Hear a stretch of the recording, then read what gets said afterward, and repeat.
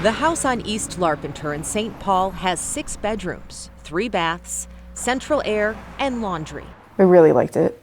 For Kristen and her kids, it checked all the boxes. The kitchen was nice. Even more important, it was wheelchair accessible for Kristen's best friend, Michelle, who also lives with the family.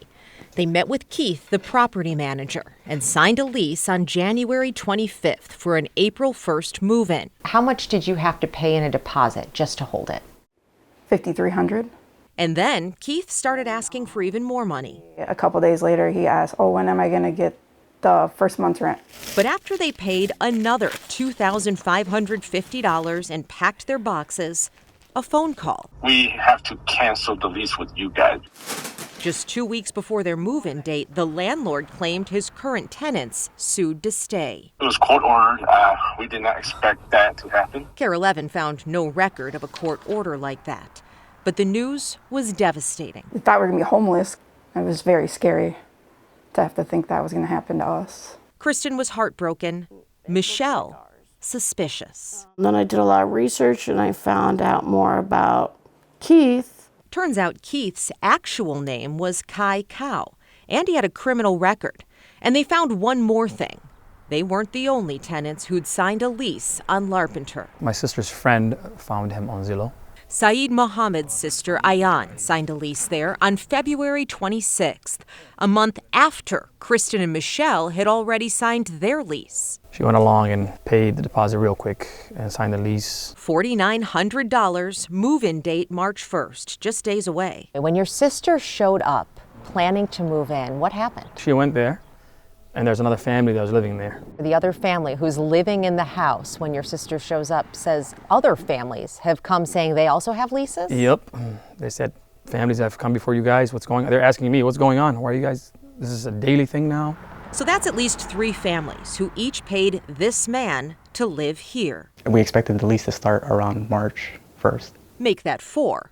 Marwan Ali and his family signed a lease back in December and paid Cow $5,000. So much to take a look at that. We showed him the lease signed by Kristen and Michelle a month later. Oh, wow. He also learned about the lease Ayan and Saeed had. I don't understand why he's trying to have multiple families moving at the same time and he's collecting all this money, and I just want to know what he's doing with this money. And we showed them Kai Cow's criminal record. Theft by swindle, fraud, check forgery. Multiple felonies dating back 2 decades. Cow even served prison time for stealing more than $500,000 from a former employer.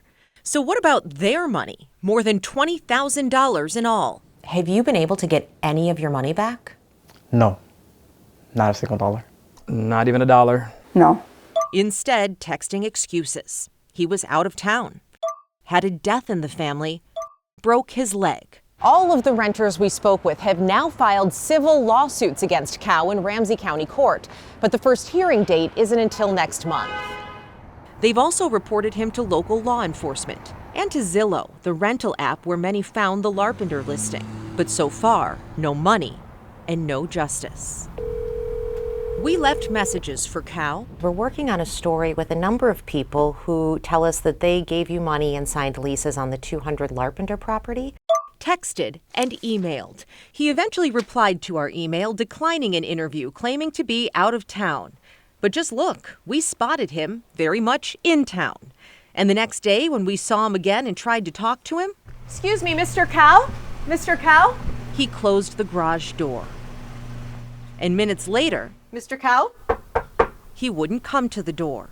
In an email he wrote, "We have every intention of paying back their deposits and are working on gathering funds as we speak."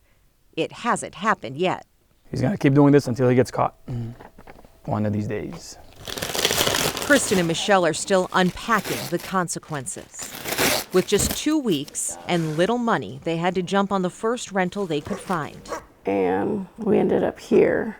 It's not handicap accessible, but it's a roof. Claustrophobic. A house Michelle can't navigate or get in and out of. It means I sleep right here in the living room. Their savings gone. How do you think someone does that to people? Greed. Very greedy.